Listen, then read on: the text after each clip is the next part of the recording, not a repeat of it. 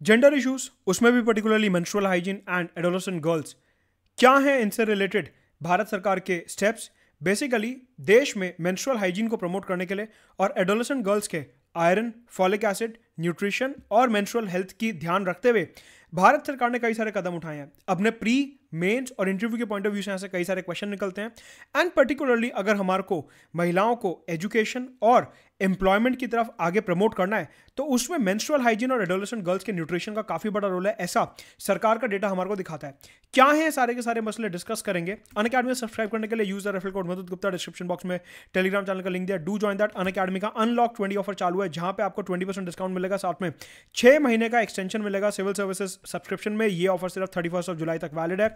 Do subscribe to Unacademy. 28 जुलाई से नए बैचेस शुरू हो चुके हैं इंग्लिश, हिंदी और बाइलिंगुअल में। कंप्लीट प्री मेंस इंटरव्यू का सिलेबस करवाया जाएगा एंड ऑल्सो डाउट्स दरबार, absolutely free doubt resolution sessions Unacademy के। इसी के साथ साथ ऑप्शनल के नए बैचेस शुरू हो चुके हैं इंग्लिश, हिंदी और बाइलिंगुअल में। So do subscribe to Unacademy using the referral code Madhud Gupta.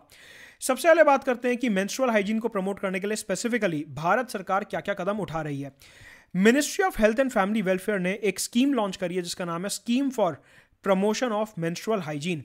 Menstrual hygiene को लेके एक स्कीम लाई गई है जिसमें 10 से 19 साल के उम्र के जो लड़कियां हैं उनमें मेंस्ट्रुअल हाइजीन प्रमोट करी जाएगी।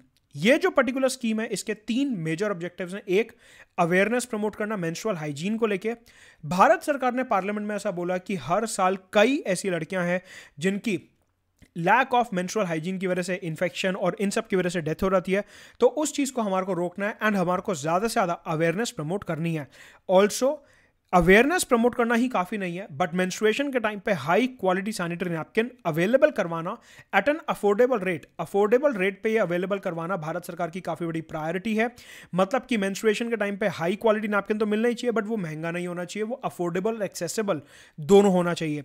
ऑल्सो ये जो सैनिटरी नैपकिन होते हैं वंस दे आर यूज्ड, सरकार का ऐसा मानना है कि ये एक बहुत बड़ा एनवायरमेंटल हैजार्ड बनता जा रहा है क्योंकि ये जो सैनिटरी नैपकिन होते हैं इनको ठीक तरीके से डिस्पोज नहीं किया जाता। तो डिस्पोज कैसे करना है इनको यूज करने के बाद, उसके ऊपर भी इसी स्कीम के अंदर ministry of health and family welfare जो है अवेयरनेस क्रिएट करेगी। तो अगर मुख्य परीक्षा में आपको जेंडर इशू से रिलेटेड क्वेश्चन आता है GS1 या GS2 में, या फिर इवन हेल्थ रिलेटेड क्वेश्चन आता है GS3 में, तो यहां पे आप स्पेसिफिकली ये जो पर्टिकुलर स्कीम है प्रमोशन ऑफ मेंस्ट्रुअल हाइजीन, इसके 3 स्टेप्स लिखेंगे। Awareness, affordability, accessibility of sanitary napkins and safe disposal, जिससे कि वो हमारे पर्यावरण, हमारे एनवायरमेंट को इंपैक्ट ना करे।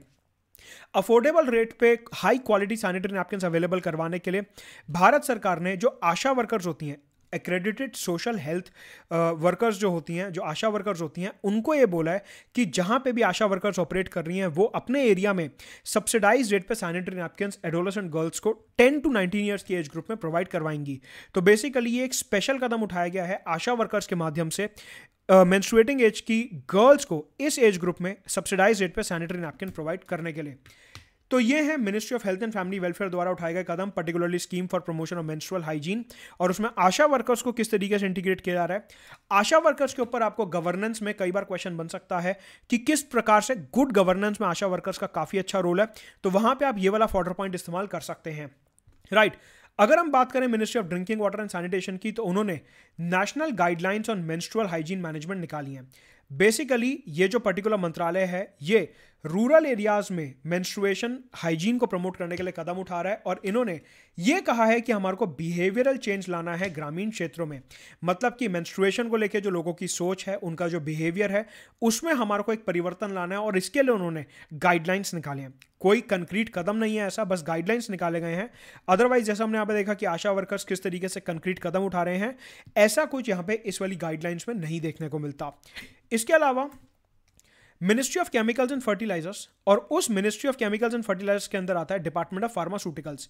जितनी भी हमारे देश में दवाइयाँ वगैरह बनती हैं और जो ड्रग्स और ये सब है, ये सारा का सारा जो मेडिसिन का काम है वो डिपार्टमेंट ऑफ फार्मास्यूटिकल्स के अंदर आता है, ministry of chemicals and fertilizers. Bharat सरकार ने ministry of chemicals and fertilizers के अंदर एक स्कीम लॉन्च करी है जिसका नाम है प्रधानमंत्री भारतीय जन औषधि परियोजना। जन औषधि परियोजना बेसिकली एक जेनरिक ड्रग स्टोर है। जेनरिक ड्रग्स का मतलब होता है नॉन ब्रांडेड ड्रग्स, मतलब कि सस्ते दाम पे दवाइयां मिलेंगी जैसे फॉर एग्जांपल अगर किसी को बुखार हो रहा है तो क्या खाते हैं, क्रोसिन खा लेंगे या फिर डोलो खा लेंगे, या फिर अगर कोई एंटीबायोटिक आपको चाहिए तो ऑगमेंटिन वगैरह खा ली। इस तरीके से नोवार्टिस, सिप्ला, डॉक्टर रेड्डीज, सन लेबोरेटरीज की अलग अलग ब्रांड्स की दवाइयाँ आती हैं। जेनरिक ड्रग होता है बेसिकली दवाइयों का सरोजनी नगर। कहने का मतलब है जैसे आप सेकंड मार्केट में जाते हैं जहाँ पे आपको सेम कपड़ा सेम डिज़ाइन मिलेगा, लेकिन बस वो ब्रांडेड नहीं होगा कि एडिडास का आपने कोई जो है शॉर्ट्स देखा या कोई पजामा देखा आपने शोरूम में, वैसे ही सेम आपको जो है उधर सरोजनी नगर में मिल जाएगा। वैसे ही होते हैं जेनरिक ड्रग्स, फॉर्मूला सेम होता है, सॉल्ट सेम होता है, बस ब्रांड का नाम नहीं होता।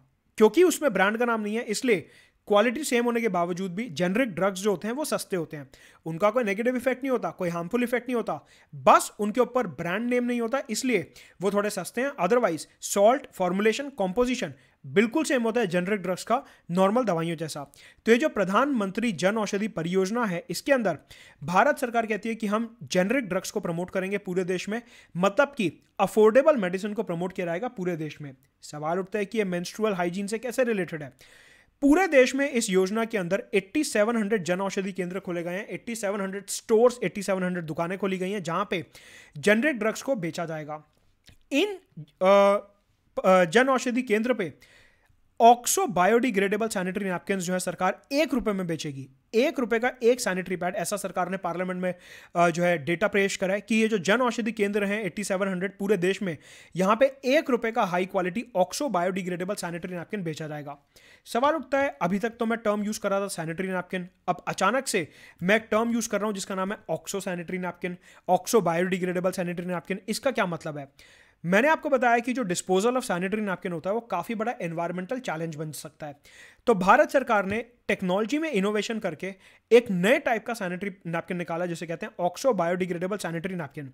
इसके अंदर ऐसी टेक्नोलॉजी का इस्तेमाल किया गया है कि जैसे सैनिटरी नैपकिन यूज होगा और उसे फेंक दिया जाएगा, पर्यावरण में अवेलेबल जो ऑक्सीजन है, हवा में जो ऑक्सीजन है, उसके साथ वो पैड रिएक्ट करेगा और अपने आप ब्रेक होने लगेगा, टूटने लगेगा। इसे कहते हैं ऑक्सो बायोडिग्रेडेबल, कि मतलब जो पहले वाले पैड्स हमने देखे, सैनिटरी नैपकिन हमने देखे, वो अपने आप बायोडिग्रेडेबल नहीं थे, वो अपने आप नहीं टूट रहे थे और वो एनवायरमेंट में एक टॉक्सिसिटी स्प्रेड कर रहे थे क्योंकि उनका सेफ डिस्पोजल नहीं हो रहा था। सरकार ने बोला इस प्रॉब्लम से लड़ने के लिए हम टेक्नोलॉजी का इस्तेमाल करेंगे और उसको ध्यान में रखते हुए ऑक्सो बायोडिग्रेडेबल सैनिटरी नैपकिन सरकार ने प्रधानमंत्री जन औषधि परियोजना के अंदर लॉन्च करे। पार्लियामेंट में सरकार ने एक डेटा दिया कि ये जो पूरा का पूरा मेंस्ट्रुअल हाइजीन और सैनिटरी नैपकिन्स के ऊपर ध्यान दिया जा रहा है, उसका एक बहुत बड़ा कारण है कि हर साल 28 लाख लड़कियां जो हैं वो एजुकेशन से ड्रॉप आउट हो जाती हैं because of lack of access to sanitary napkins. क्योंकि उन्हें प्रॉपर सैनिटरी नैपकिन्स का एक्सेस नहीं मिल पाता, इस वजह से वो जो है स्कूल से ड्रॉप आउट कर लेती हैं या फिर वो ठीक तरीके से अपना करियर परस्यू नहीं करती।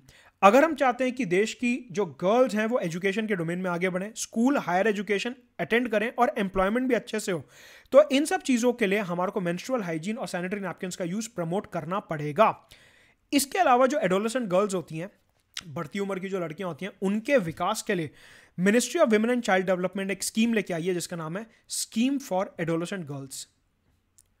Scheme for adolescent girls basically जो बढ़ती उम्र की लड़कियां होती हैं, इनके न्यूट्रिशनल और नॉन न्यूट्रिशनल विकास के लिए, मतलब कि खाने पीने से रिलेटेड, आयरन एनीमिया से रिलेटेड विकास के लिए, और नॉन न्यूट्रिशनल सपोर्ट मतलब कि education, sports, games, entrepreneurship, skill development, इन सब के लिए, मतलब कि एडोलेसेंट गर्ल्स को करियर पाथ चूज करने के लिए, न्यूट्रिशन के लिए, ओवरऑल होलिस्टिक डेवलपमेंट के लिए भारत सरकार ministry of women and child development जो है वो लेके आई है स्कीम फॉर एडोलेसेंट गर्ल्स।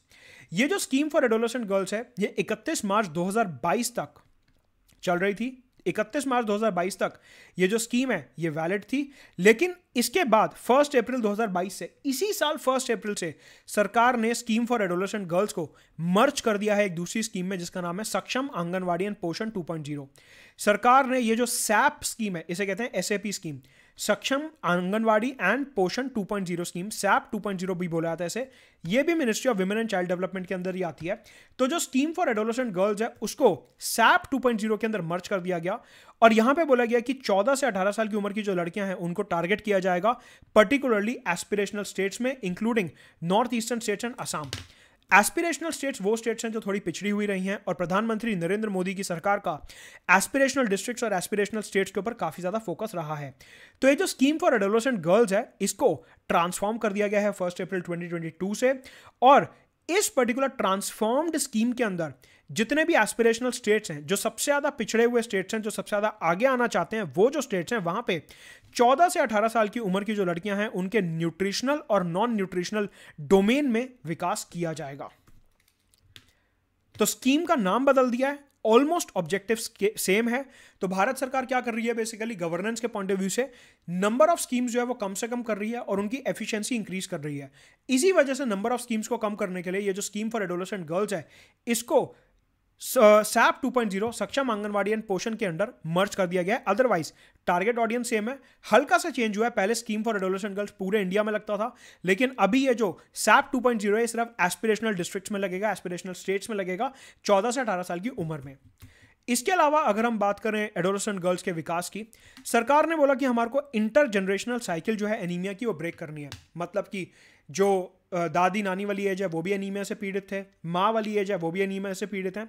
तो सरकार ने बोला है जो generation after generation after generation महिलाओं में एनीमिया की प्रॉब्लम आ रही है, एनीमिया का मतलब होता है आयरन की कमी होना, ये जो एनीमिया की प्रॉब्लम आ रही है इससे हमारे को लड़ना है। और इस बार ये जो अभी करंट जनरेशन है यहाँ पे हमारे को एनीमिया का जो है विशियस सर्कल है, जनरेशन आफ्टर जनरेशन जो एनीमिया, खून की कमी, आयरन की कमी हो रही है, हेमोग्लोबिन की कमी हो रही है, इससे हमारे को लड़ना है। And hence inter generational cycle of anaemia हमारे को ब्रेक करना है।